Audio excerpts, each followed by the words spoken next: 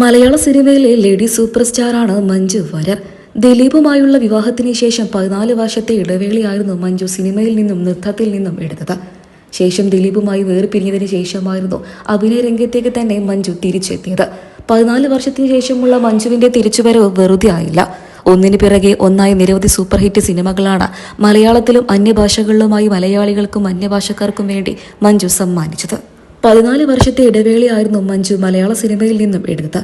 എന്നാൽ ആ 14 വർഷത്തെ ഇടവേളയിൽ പോലും ലേഡി സൂപ്പർ സ്റ്റാർ എന്ന പദവി സ്വന്തമാക്കാൻ മഞ്ജുവിന്റെ ആ ഇടവേളയിൽ പോലും മറ്റൊരു നടി ഉണ്ടായില്ല എന്നുള്ളതാണ് സത്യം.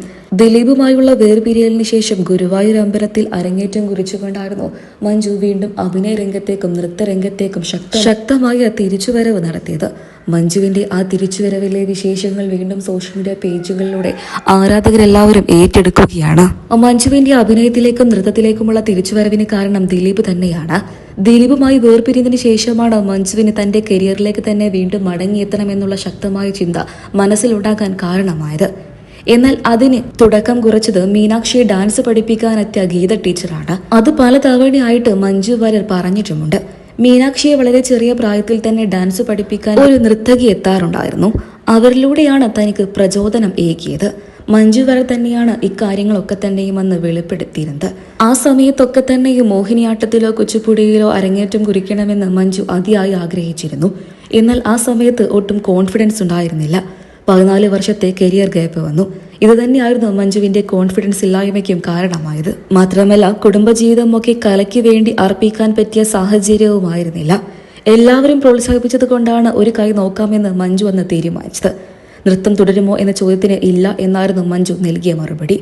ഗുരുവായൂരിലെ അരങ്ങേറ്റം കഴിഞ്ഞെത്തിയ മഞ്ജുവിനോട് അന്ന് എല്ലാവരും ചോദിച്ചത് സിനിമയിലേക്കുള്ള തിരിച്ചുവരവായി കാണാമോ ഇതിനെ എന്നായിരുന്നു.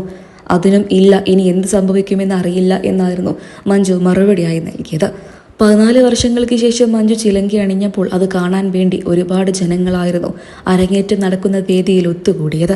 മഞ്ജുവിന്റെ അമ്മയും അച്ഛനും സഹോദരനും ഭാര്യയുമായിരുന്നു മുൻപന്തിയിൽ തന്നെ അന്ന് ഉണ്ടായിരുന്നത്. കൂടെ മകൾ മീനാക്ഷിയും. എന്നാൽ സത്യൻ അന്തിക്കാട് വരെ മഞ്ജുവിന്റെ അരങ്ങേറ്റം കാണാൻ അന്ന് കാത്തിരുന്നിരുന്നു. മഞ്ജുവിന്റെ അരങ്ങേറ്റം കഴിഞ്ഞതിന് ശേഷം തൂവൽ കൊട്ടാരത്തിലെ ചിത്രീകരണം കഴിഞ്ഞു കണ്ട അതേ മഞ്ജുവിനെയാണ് താൻ ഇവിടെയും കണ്ടത് എന്നായിരുന്നു അരങ്ങേറ്റം കാണാനെത്തിയ സത്യൻ അന്തിക്കാട് പോലും പറഞ്ഞത്. സംവിധായകൻ സത്യൻ അന്തിക്കാട് തന്റെ മറ്റെല്ലാ തിരക്കുകളും മാറ്റിവെച്ചുകൊണ്ടായിരുന്നു അന്ന് മഞ്ജുവിന്റെ അരങ്ങേറ്റം കാണാൻ എത്തിയത്. ഇത് വെറും ഒരു നൃത്തമല്ല എന്നും ആഗ്രഹ സഫലീകരണമാണ് എന്നുമായിരുന്നു അന്ന് മഞ്ജുവും പറഞ്ഞിരുന്നത്.